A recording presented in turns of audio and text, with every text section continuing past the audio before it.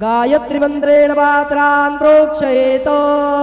धेनुमुदरां प्रदर्शयेत सत्यं वरदेन परिखिञ्चामि नैवेद्यं निवेदयामि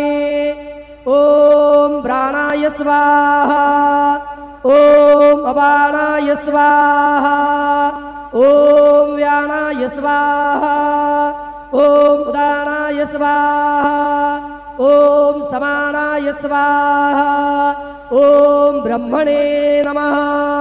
नैवेद्यमध्ये पानीयं समर्पयामि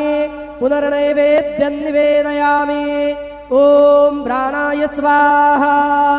ॐ अपानाय स्वाहा ॐ व्यानाय स्वाहा ॐ उदानाय स्वाहा ॐ समानाय स्वाहा ॐ ब्रह्मणे नमः नैवेद्यं समर्पयामि हस्तप्रक्षालनं समर्पयामि मुखप्रक्षालनं समर्पयामि शेषोपचारार्थे प्रार्थनापूर्वकं नमस्कारं करोमि तथा च मंगल आरार्तिक्य दीपं दर्शयामि।